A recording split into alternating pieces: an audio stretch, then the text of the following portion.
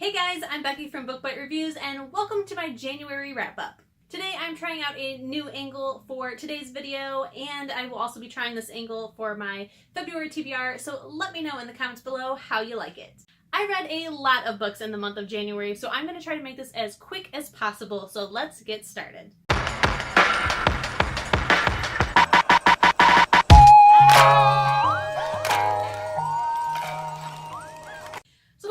And start with the goal that I had this month. It was to read 14 books this month, which is a lot for me. And I did end up reading 12 of them, but some of them were not on my original TBR. So the very first book that I read this month, I technically started in December, but I only read a small amount of it and I completely finished it in January, and that was Dumplin by Julie Murphy. For this one, I did watch the Netflix movie first, and that inspired me to finally go ahead and pick up the book. Now, for the movie, I really enjoyed it, and I couldn't wait to finally pick up this book. But unfortunately, after reading this, both kind of fell short for me. My overall feelings on this book are tied into how I felt about the movie and not so much the book, because they are two very different entities. I feel like what's happening with this book to movie world lately is before, when a book would become a movie, they would maybe take out a couple minor characters, change a couple of things, but overall it would be the story of the book. And now how I feel Hollywood is doing is that they are kind of just making the movie about the overall theme, but that they are completely different, and it strips it down to basically nothing when it comes to the movie. And that's how I felt with Dumplin, because what ends up happening in the movie is not the main theme or the overall feelings that you get from the book. So I will just talk about the book now. So I am giving this book, probably if I would have read it before the movie, 4 stars. Now that I have seen the movie first and then read the book, I'm kind of thinking I want to give it 3 stars, just how I feel overall, but I'm really not sure until I finally go ahead and do that final Goodreads score. I'm a little unsure on this. So I really loved the overall book, but one thing that really got me was the romance. I do not like Bo at all. I really liked the character of Mitch, who is completely stripped out of the movie. And I just felt like the romance with her and Bo was kind of like trouble from the start, and I was just really rooting for Mitch. I understand that she didn't have feelings for Mitch the way that he had feelings for her, but he was just a much better pick than Bo overall. So that romance kind of is what threw the book for me. Overall, I was really liking the book from the beginning. I was expected that I would be giving it a 5-star review. I really loved the narrator. I did listen to this on audio, and the narrator is amazing. Like, she definitely made this book. I think if I would have read it, it would definitely be a 3-star book. But because of this narrator, I'm tempted to go ahead and give it a 4-star because I really loved it. Her southern accent was amazing. It really added to the book, and I felt like she gave this book a lot more depth. But again, the romance is what ruined it for me. If it was like the movie where the romance played kind of like a background role, I would have been okay with it. But because this Mitch character is introduced to us and he does so much for Dumplin, I really did not like the romance in this book. So sad to say, but I did not like it. Next up is Hocus Pocus and the all-new sequel, which is kind of like a cheat for this month. So I did read the first half, the retelling of Hocus Pocus, in December, and I did not finish or start the all-new sequel to it, so I carried it over to January to finally finish the book. This one I did borrow from my library, so it has been returned, and it was returned because I never picked it up. Unfortunately, I think it may be because Halloween is over. I'm completely out of the Halloween mood, so I just didn't have the drive to want to pick this up. As you guys may know, I'm not the biggest fan of Hocus Pocus, so since I was also out of the Halloween mood, I just did not feel like continuing with this. The retelling was good, not great, so I just DNF'd it. I don't know if I'm ever going to go back to it. If I do, I would definitely be picking it up in October of this year, if I even go back, but I really don't think I will. So now let's finally get out of this downer mood and talk about a book that I did love, and that is Harry Potter and the Sorcerer's Stone by J.K. Rowling. This book was a reread for me. If you guys do not know, I am finally reading all of the Harry Potter books. I have read this one before. I'm pretty sure this is my third time reading this one, and all the rest of them I have never read before. So I decided to go ahead and reread this for a third time so that way I could be in the Harry Potter mood and not feel lost, even though I really don't think I'd feel lost because I'm a Harry Potter fan. I've watched all the movies multiple times. I know what's going on. So for this one, I definitely gave it 5 stars as always. I really enjoyed it, and while reading this, I did try my hand at annotating, and I really enjoyed it. I do have quite a few tabs, to say the least, but I will be making a video on how I decided to annotate the Harry Potter books. It is going to be a little bit different than how I will annotate non-Harry Potter books, so I will also talk about that in the video that I'm going to make. It'll probably be up later this month, but I did have a great time reading this. Again, 5-star book, and I'm definitely going to be annotating more books in the future. The next books that I read were not on my TBR for January, but I read them. They're in the wrap-up. This is how it goes. So those are Hilda in the Stone Forest and also Hilda in the Bird Parade by Luke Pearson. So these are juvenile graphic novels, and I absolutely love them. The art style in these are so good, and I had such a great time reading them. This one is the 4th and last book in the series, and I did find out, thanks to the ending of this book, that they did make it a Netflix series. So I have watched the trailer, but I haven't started watching the actual show. But what's great is that the artwork stays exactly the same as what it is in the book. So I will give you a little piece of what the artwork is like. It is absolutely stunning. I absolutely love this artwork style, and I love our main character, Hilda. This is basically a fantasy graphic novel. Hilda lives in a world where fantasy creatures are the norm and part of everyday life. She basically goes on her own special adventures as well as just living her normal life and what goes about with that. So again, I absolutely love these. These both got 5 stars, and I really hope that he plans to make more, or that he plans to do more graphic novels with the same art style, because I just had such a great time reading these. The next 2 that I picked up were part of my January TBR, where my husband picked a couple books for me to read, and the first one was The Killing Floor by Lee Child. Now, unfortunately, I did not like this book at all. I did not get very far into it. I think I only got about 50 pages into it.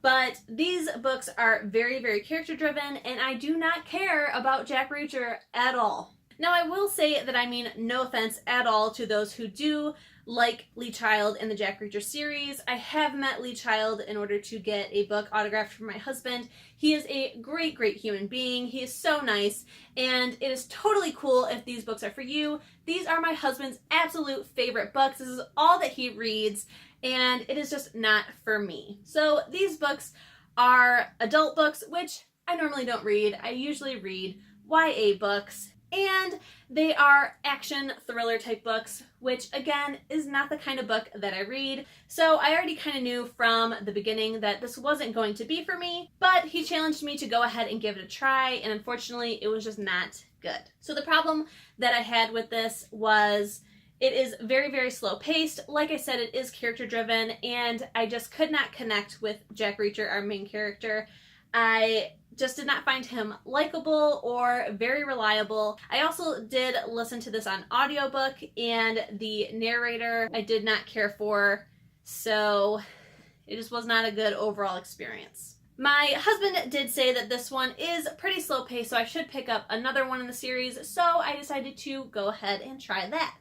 So the one that I decided to pick up was Running Blind. And this one I picked, which I think is the 4th book in the series. I picked this one because the synopsis sounded like something that I would pick up. It is where a bunch of women have gone missing and then found murdered, and there is no evidence left on the bodies. The only thing that links these women together is that they all know Jack Reacher. How the series works is that All of them are in the series, but they each have their own storyline. Little tidbits will follow, but for the most part, you can read them in any order that you want to. So like I said, I did try and give this one a shot. I read a bunch of descriptions about other books in the series, and this one sounded like something that I would normally pick up. But again, unfortunately, it moved very, very slow. I do not like our main character, and it just kind of felt a little too far-fetched because in all of these books, Jack Reacher is being questioned by the police for some new murder or catastrophe, and I just kind of felt like, really? Again? So this one I did not get as far as with the Killing Floor. I only got maybe 30 pages in, but I just had enough, and unfortunately DNF'd both of these. I normally, when I DNF, do not give a star rating just because it's not fair to other readers or the author for me to give it a 1 star just because I didn't like it enough to finish it, unless there is something about it that I specifically stopped reading because of. So if it was because I just wasn't in the mood, like with Hocus Pocus, I don't give it a star rating because that's just all on me. But for the Killing Floor, where I just could not connect with our main character and felt the pacing was too slow, this one I will probably give a 1 star review just because it had nothing to keep me going. The next one that I read was Wicked by Jennifer L. Armentrout. This one is another reread for me. I did read it in either 2018 or 2017, but for whatever reason, I never added it to my Goodreads list of read, so I decided to go ahead and reread it because I kind of don't remember a whole lot about it, and I do need to continue on with the series. So for this one, I really, really enjoyed it. This one is closer to being a new adult. Our main character, I believe, is 19, and she hunts these fae paranormal creatures. So she's basically kind of like a bounty hunter, kind of, but she's part of a guild, I guess you could say, of other hunters, and you are kind of born into this lifestyle. This isn't something that you wake up one day and have this kind of gift in order to see through the glamours and sense them. It's something that you are born with. This one does have a romance in it as well. So on top of the fantasy paranormal creatures, we do have a really good romance on top of it.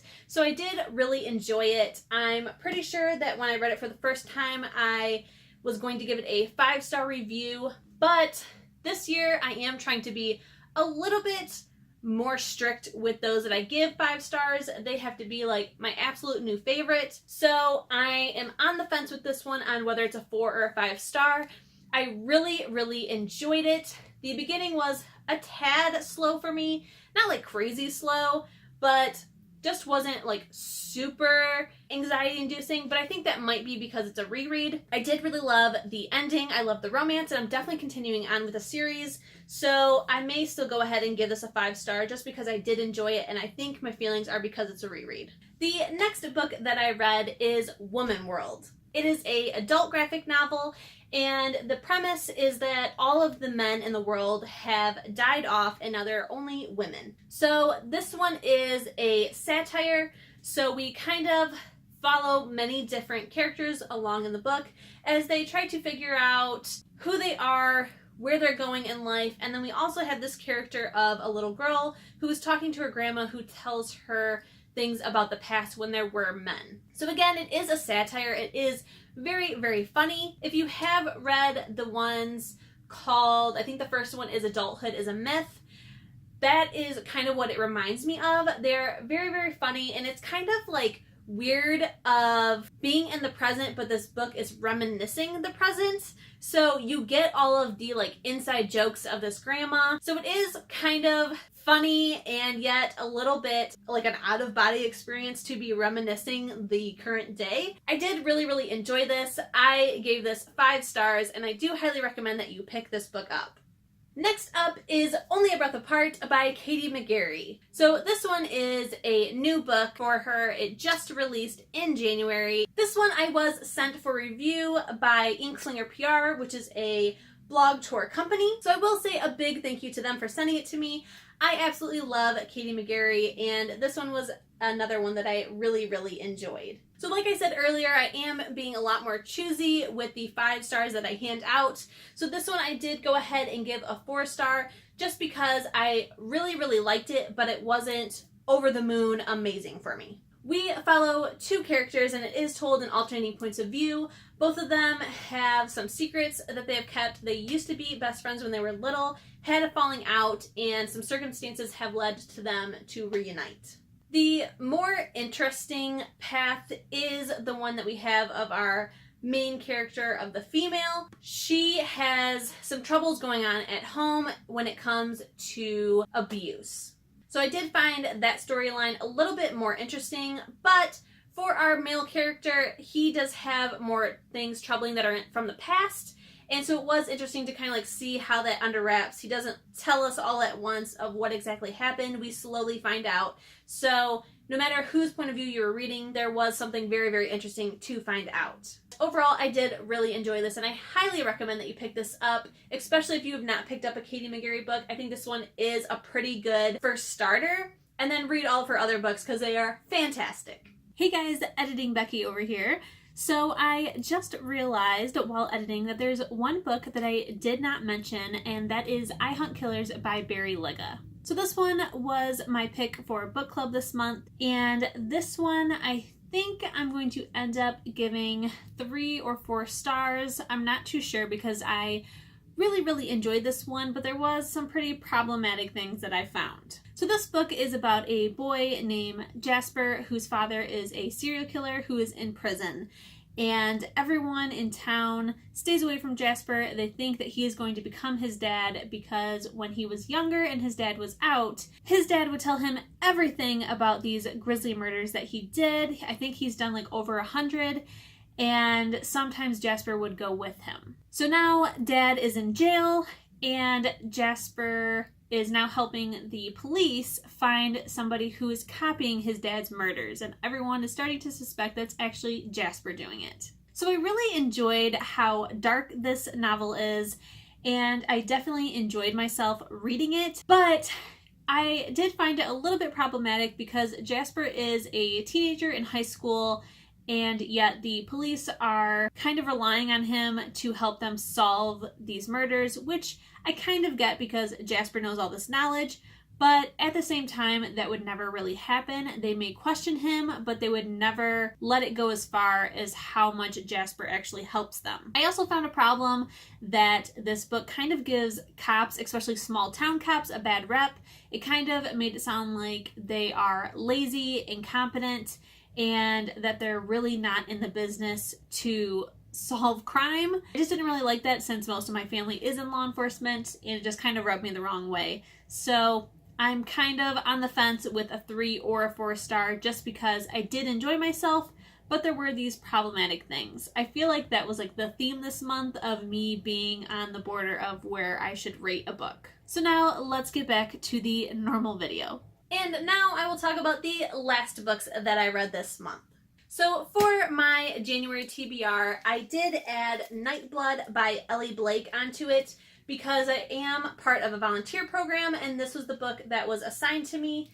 If you would like to know more about that volunteer program, go ahead and watch my December TBR video. I do talk a good chunk about it, but I am considering making a separate video all about it as well. So like I said, this one was picked for me, and this is the 3rd book in a trilogy. So I kind of felt like I should maybe pick up the first 2 books just to see if they are interesting enough to read all 3.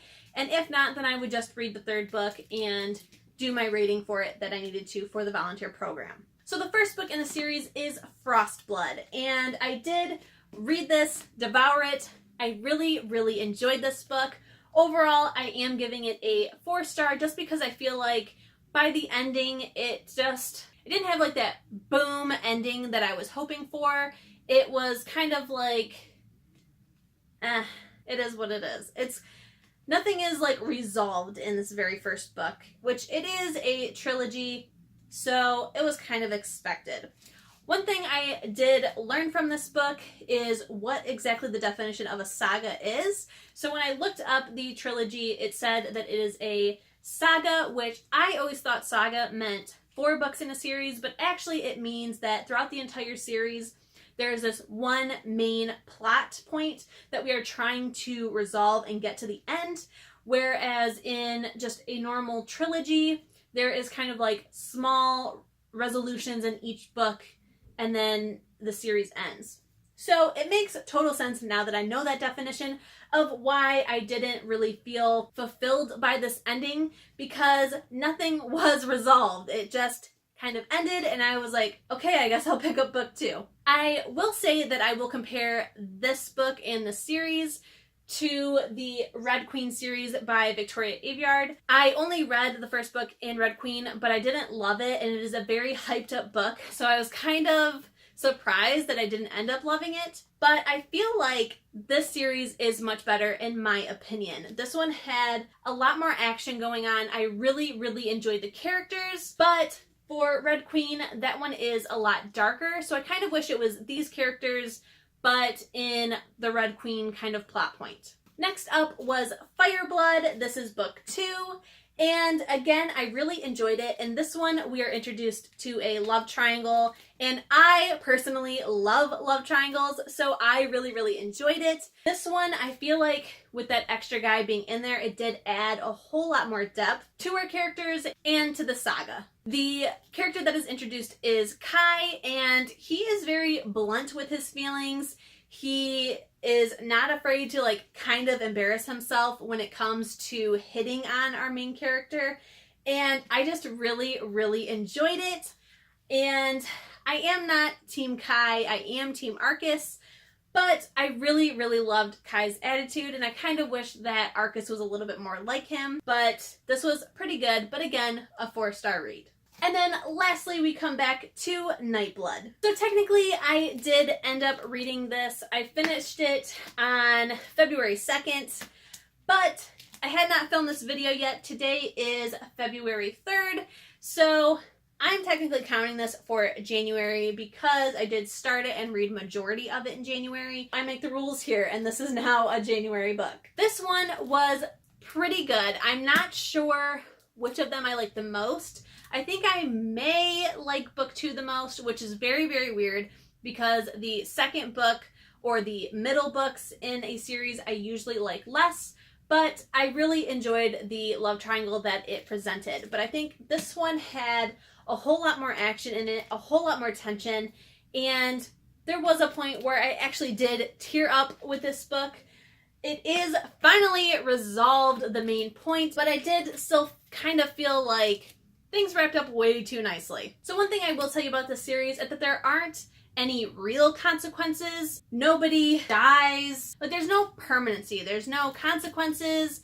There is no major deaths.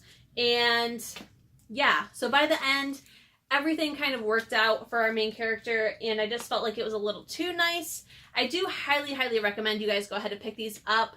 Overall, I'm giving the series a 4-star because this one again was another 4-star read, and that was the same for the first 2. So overall, the series is getting 4 stars. I did really enjoy it. I'm very happy that this was assigned to me and that I decided to pick up the previous 2 books because I had a great time reading it.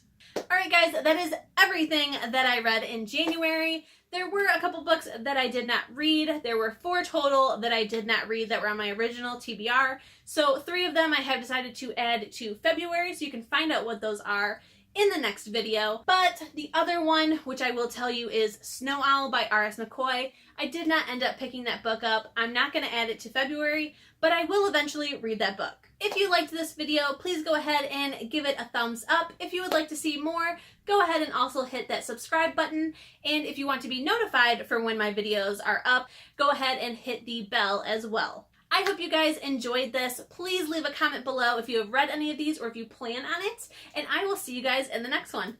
Bye!